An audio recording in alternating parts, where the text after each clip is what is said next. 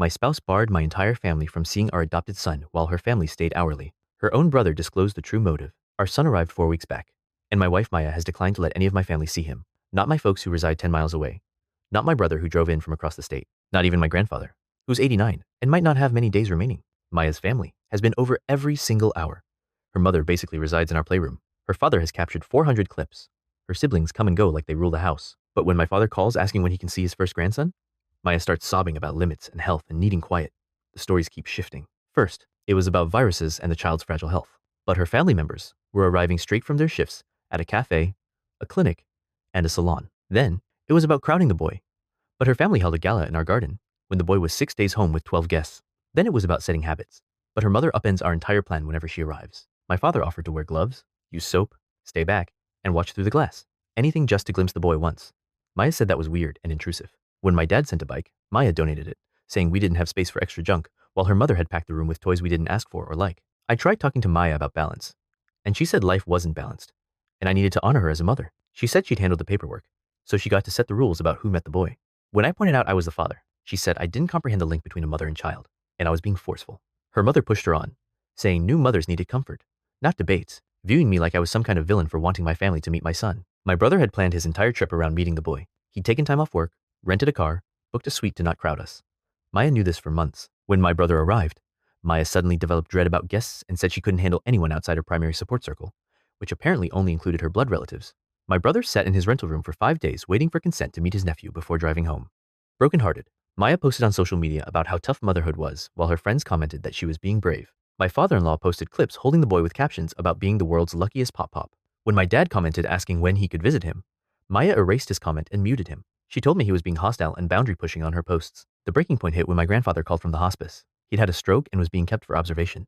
He asked if he could see a clip of the boy before his procedure, just in case. Maya heard me on the line and started yelling that I was mentally coercing her by using my grandfather's illness. She snatched my phone and told my grandfather that he was cruel for guilt, tripping a new mother, and hung up. My grandfather was so shocked. He thought he'd done something awful. That's when Maya's brother, Caleb, pulled me aside. He'd been watching everything happen and couldn't stay silent anymore. He told me the real reason Maya was keeping my family away. Before we got hitched, Maya had been promised to someone else called Harrison. His mother had been very pushy in house hunting, and Maya had despised it. When they split, Maya swore she'd never let another mother-in-law near any future children she had. She'd been planning this since we started adoption, telling her family she was going to claim authority early and make sure my mother knew her rank, which was nowhere near the boy. Caleb said Maya had a total scheme about making my family plea and crawl, then still saying no to crush their hearts. She wanted them to give up trying so she'd never have to deal with them. Caleb showed me chat logs where Maya boasted about making my brother waste cash on a trip for nothing, saying it would teach him not to assume he had the right to the boy. Caleb also showed me Maya's group chat with her friends where she was laughing about my grandfather in the hospice, calling him melodramatic and saying old people always used health scares for pity. She'd written that she hoped my grandfather would pass before the boy was old enough to remember, so she wouldn't have to deal with visits. I confronted Maya with the logs and she tried to snatch Caleb's phone to erase them. Caleb had already sent them to me. Maya screamed that Caleb was spiteful and a traitor to their family. She said I was choosing my family over her and the boy. I said I was choosing not to let her mistreat my family anymore. I took the boy to meet my parents that day. Maya called the cops, claiming I'd abducted our son. The officers asked if I was the father. I said yes. They said I had equal rights to take the boy places and left. Maya's mother showed up at my parents' house demanding I return the boy immediately. She stood on the porch yelling my name, demanding I hand over her grandson immediately. My father held his phone steady, recording every word while my mother stayed inside with the boy pressed against her shoulder. I stood behind the screen door and explained as calmly as I could that I was the father and had every right to bring my son here. Maya's mother's face turned red as she yelled that I was a criminal, that I'd stolen the boy, that Maya was at home having a breakdown because of what I'd done. My father kept filming, not saying a word, just documenting everything. She threatened to call her lawyer right then and there, said she'd make sure I never saw my son again, that Maya would get full custody, and I'd be lucky to get supervised visits once a year. My father zoomed in on her face as she made the threat, getting every word clearly on video. After 20 minutes of yelling, she finally got back in her car and peeled out of the driveway, nearly hitting the gate on her way out. My parents and I stood there in silence for a moment before my mother asked if I was okay. I wasn't sure how to answer that question. I drove home 3 hours later, knowing I needed to sit down with Maya and have a real conversation about our marriage, about what was happening, about whether we could fix this. When I pulled into our driveway, every light in the house was on, and I could see shapes moving past the windows. I walked through the front door and found Maya's entire family in our living room. Her father stood up first and started yelling before I even closed the door behind me. He called me a thief, said I'd scarred his daughter, demanded to know what kind of man takes a boy away from his mother without permission. Maya's mother joined in, saying I was trying to steal the boy, that I was unstable, that they should call the cops again. Her brother accused me of being manipulative. Her sister said I was cruel, and they all talked over each other, creating this wall of noise and anger. Maya sat in the middle of the couch holding our son, tears running down her face, looking at me like I was a monster who'd broken into her home. I tried to speak, but her father cut me off, stepping closer and pointing his finger at my chest. Her mother pulled out her phone and started recording me, saying she wanted evidence of my aggressive behavior. I stood there with my hands at my sides, not moving, not yelling back, just letting them attack me while Maya cried and played the victim. That's when I understood what was happening. She'd already told them her version of events, already painted me as the villain, already made herself into the innocent mother protecting her boy from her unstable husband. Nothing I said would matter because she'd gotten to them first. I asked if we could talk privately, and Maya shook her head, saying anything I had to say could be said in front of her family. Her mother agreed, saying Maya needed their support and protection. I looked at my wife holding our son and saw a stranger looking back at me. Her family didn't leave until after midnight, each of them making sure to tell me on their way out that they were watching me, that they'd protect Maya and the boy no matter what. When the last car pulled away, Maya and I sat in cold silence in our living room with the boy sleeping between us in his cradle. She looked at me and said I had a choice to make. I could apologize to her entire family for what I'd done, admit I was wrong to take the boy without her permission, and promise to never let my family near our son without her explicit approval. Or I could refuse and she'd make sure I regretted it for the rest of my life. I told her I wasn't apologizing for letting my parents meet their grandson. She picked up the cradle and walked to our bedroom, locking the door behind her and leaving me standing alone in the living room. I spent the night on the couch, staring at the ceiling, listening to the boy cry through the walls, while Maya refused to let me in to help. The next morning, Maya's family started their attack through every channel they had. My phone started buzzing before 7 with text messages from her mother, her siblings, her father, all of them telling me I needed to apologize and fix what I'd broken. Maya's mother posted on social media about protecting children from unstable people, keeping the post vague enough that anyone reading it would fill in their own worst fears. Her friends commented immediately with support, asking if she was okay, offering to help however they could. Her father shared articles about parental rights and custody battles, each one with a pointed caption about fathers who try to control their families. By noon, my own relatives were calling me, having seen the posts, asking if everything was okay and what was really going on. I tried explaining, but it sounded crazy even to my own ears. My wife won't let my family meet the boy, but her family visits every day. She called the police when I took our son to meet my parents. Now her whole family is attacking me online and through texts.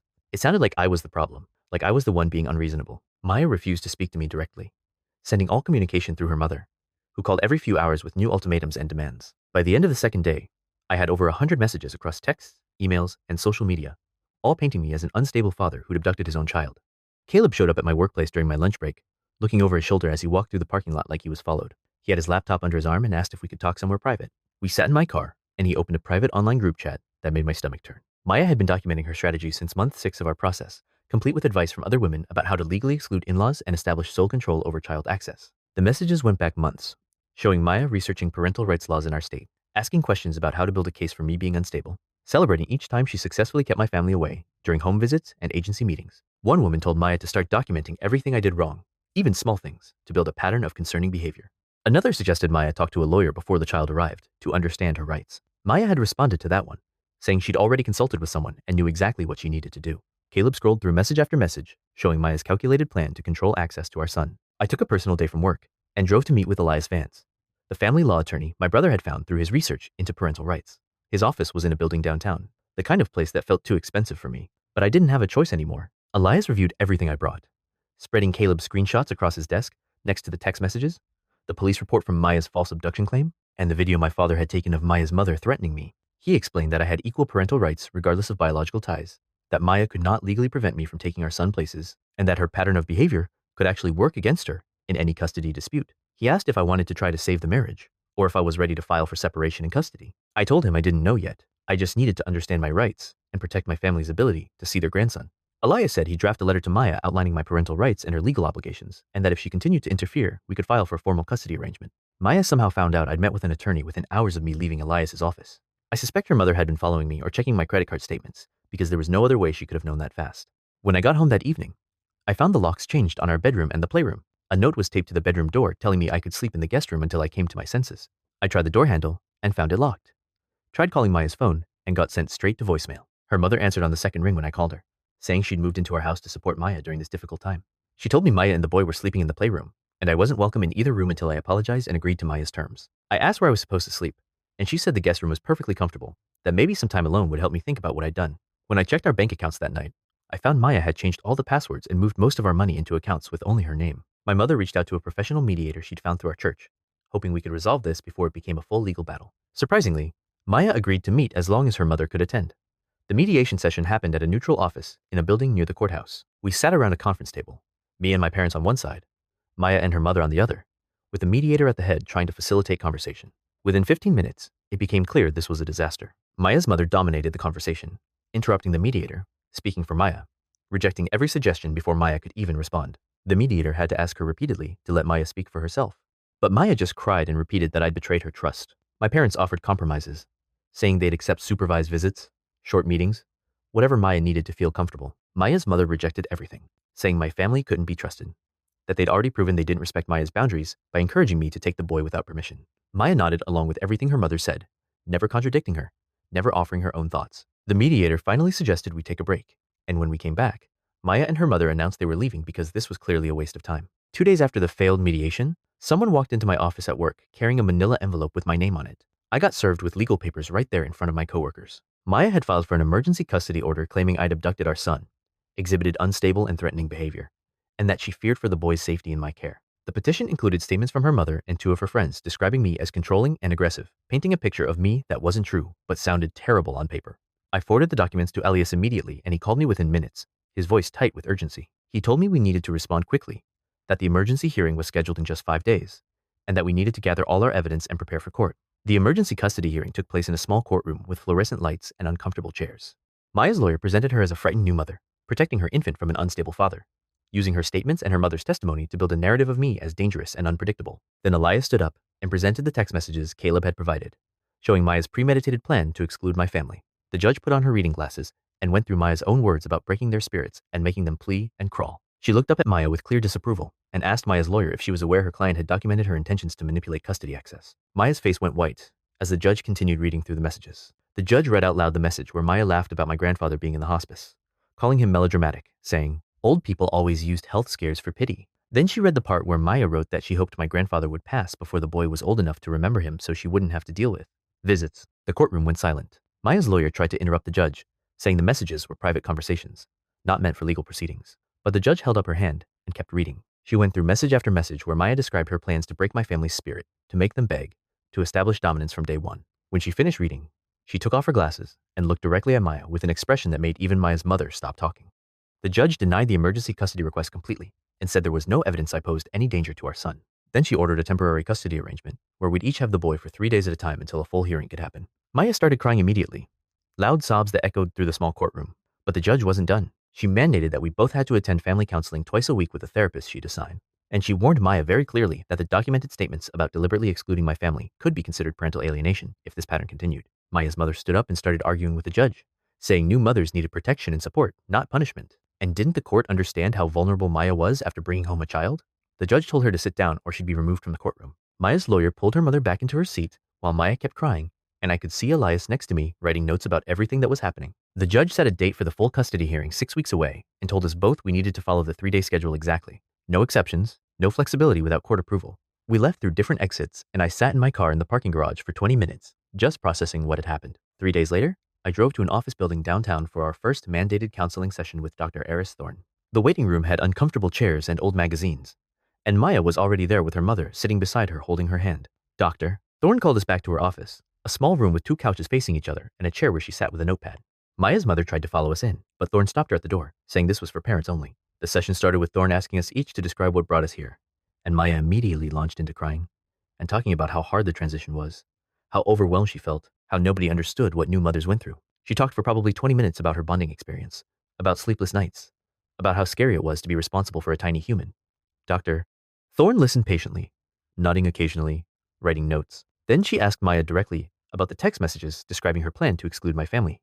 And Maya's whole demeanor changed. She stopped crying and said those messages were taken out of context, that she was just venting to friends the way all new mothers do, that everyone says things they don't mean when they're stressed. Thorne asked what context would make hoping someone's grandfather dies acceptable, and Maya's face went red. She said Thorne was biased against mothers, that therapists were supposed to be supportive, that she was twisting Maya's words to make her look bad. Thorne stayed calm and said she was simply reading what Maya had written in her own words. Maya crossed her arms and refused to talk for the rest of the hour, and Thorne documented that in her notes. My phone rang while I was at work 2 days later, and Caleb's name flashed on the screen.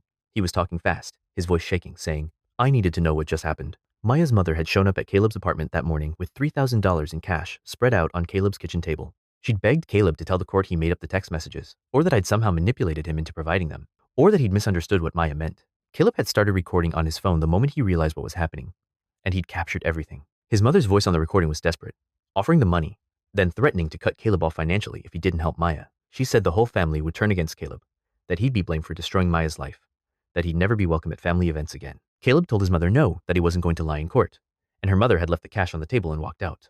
Caleb forwarded me the recording file while we were still on the phone, and I could hear him crying as he said he was done protecting Maya from the consequences of her own actions. He said losing his relationship with her mother was worth it, if it meant doing the right thing, but his voice broke when he said it. The first day of my 3-day custody period under the court order felt like Christmas morning when I was a kid. I picked up our son from Maya's mother's house where they'd been staying, and Maya handed him over without looking at me. I drove straight to my grandfather's house where he was recovering at home from his treatment. My whole family was already there waiting, and when I walked in carrying the boy, my grandfather started crying. He held his great-grandson for the first time, touching his tiny fingers, looking at his face like he was memorizing every detail. My mother took photos of 4 generations together. My grandfather in his recliner holding the boy, my mother standing behind him, me beside them. My brother finally got to hold his nephew sitting on the couch and just staring at him for long minutes without saying anything. My father sat quietly in his chair with the boy sleeping on his chest, and I watched his face relax in a way I hadn't seen in weeks. Nobody tried to do too much or overwhelm the boy. We just sat together in my grandfather's living room, passing him around gently, letting everyone have their turn. My mother made lunch, and we ate while the boy slept. And for a few hours, everything felt normal and right. My grandfather told me before I left that he'd been praying for this moment, that he hadn't been sure he'd live to see it, and I had to turn away so he wouldn't see me crying. The 3 days with my family passed too quickly, and Sunday evening came when I was supposed to return the boy to Maya. I drove to her house at the agreed time, 6, but Maya's car wasn't in the driveway. I called her phone, and it went straight to voicemail. I texted her, asking where she was, and got no response. I sat in my car with the boy in his car seat behind me, waiting, checking my phone every few minutes. 7 passed, then 8, finally. At 8:15, Maya's mother texted me saying Maya wasn't ready to take the boy back yet, and I needed to be more flexible about the schedule. I took screenshots of everything with timestamps, the unanswered calls, the texts, the time showing on my phone. Then I called Elias, and he answered on the second ring. He told me to contact the police non-emergency line to report a custody order violation, that I needed to document this officially. I made the call while sitting in my driveway, and the dispatcher said they'd send officers to Maya's location. 2 police officers showed up at our house about 30 minutes later. I'd driven there and was waiting outside when they arrived, and they knocked on the door while I stood on the sidewalk holding the boy. Maya's mother answered and immediately started talking about how mothers have more rights than fathers, how the schedule was too rigid, how Maya needed more time. One of the officers was a woman, and she cut Maya's mother off mid-sentence. She explained very clearly that the custody order was a court mandate, not a suggestion, and Maya needed to comply immediately. Maya's mother argued that the court didn't understand what new mothers needed, and the officer told her that continuing to violate the order could result in contempt of court charges. Maya finally came to the door, her eyes red from crying, and the officer asked if she was refusing to take custody of her child at the court-ordered time. Maya reached for the boy, and I handed him over, and Maya started crying dramatically while holding him. The officers documented everything in their report, writing down the time, the delay, Maya's mother's statements. They told us both that the next exchange needed to happen on time or there would be legal consequences, and they left. Our next counseling session happened 3 days later, and Dr. Thorne started by saying she'd reviewed her notes from our first session and had some recommendations. She looked at Maya and said she was recommending individual therapy to address what she'd identified as control issues stemming from past relationship trauma. Maya's face went pale and she started to interrupt, but Thorne kept talking. She said she'd noted concerning patterns in how Maya used the boy as a weapon against my family, and that while her feelings about her ex's mother were valid, she was now punishing people who had nothing to do with that situation. She explained that Maya was using our son to settle old emotional scores from a completely different relationship, and that wasn't healthy for anyone involved. Maya stood up and said Thorne didn't understand anything, that she was supposed to be helping, but was just making things worse. Thorne stayed calm and said she was trying to help Maya see the patterns in her behavior before they damaged her relationship with her son permanently. Maya grabbed her purse and walked out of the session halfway through, leaving me sitting there alone with Thorne. Thorne wrote something in her notes and said she'd be documenting this in her report to the court. Over the next 2 weeks, I started noticing cracks in Maya's family support system. Caleb had completely sided with me and moved out of his parents' house into an apartment with a roommate. Then Chase, Maya's younger brother, started texting me privately, saying he thought his sister had gone too far. He said he'd tried talking to Maya about compromise, and she'd screamed at him that he was betraying her, that everyone was against her, that she was the victim in all this. Chase told me their father was getting tired of the drama, and just wanted Maya to work out a reasonable custody arrangement so the family could move on. Maya's mother was becoming increasingly isolated in her support of Maya's extreme position. Even some of Maya's friends had stopped commenting on her social media posts, and the ones who did comment were suggesting she consider therapy or mediation. Chase sent me screenshots of the family group chat where their father had written that Maya needed to accept reality and stop fighting a battle she'd already lost. Maya had responded by leaving the group chat entirely. My phone buzzed with a text from Maya asking if we could meet alone. No lawyers, no family. We agreed to meet in a parking lot near our house, neutral territory where neither of us would feel ambushed. I got there first and sat in my car waiting, and when she pulled up beside me, she looked exhausted. We both got out and sat in her car because it was raining, and for a few minutes, neither of us said anything. Then Maya started talking, her voice quiet and shaky. She said she'd been scared since we started adoption, that she'd lose control like she did with Harrison's mother, that seeing my family's excitement had triggered all those old feelings of being overwhelmed and powerless. She admitted that Harrison's mother had taken over everything, the business planning, their lives, and it had been suffocating. When they broke up, she'd promised herself she'd never let that happen again, but she realized now she'd gone too far in the other direction. I told her I understood being hurt by past experiences, that I got why she was scared, but our son deserved to know both families. I said I couldn't stay married to someone who would use our child as a weapon to hurt people I loved, that I couldn't watch her punish my family for things Harrison's mother had done. We both cried sitting there in her car while rain hit the windshield. Maya said she didn't know if she could change enough to make this marriage work, and I said I didn't know either. 6 weeks after the emergency hearing, we were back in court for the full custody hearing. This time, both sides had complete cases prepared with evidence, witness statements, and professional recommendations. Maya's lawyer presented her side first, focusing on bonding and nurturing and maternal instinct. Then Elias presented our evidence, including the new recording of Maya's mother trying to bribe Caleb, the police report from the custody violation, and Dr. Thorne's detailed notes about Maya walking out of therapy. Dr. Thorne's written report recommended equal custody with structured exchanges, noted Maya's progress in beginning to acknowledge her control issues, but also documented her continued resistance to allowing my family unsupervised access to the boy. The judge read through everything carefully, taking her time, asking questions about specific incidents and timeline details. Then she established a permanent custody arrangement, where we'd each have the boy for alternating weeks with both families allowed to visit during our respective custody times without requiring the other parent's permission. Maya started crying again, but didn't argue, and her lawyer said they'd comply with the order. I began attending my personal counseling meetings every Monday morning, and Maya went to hers on Friday before.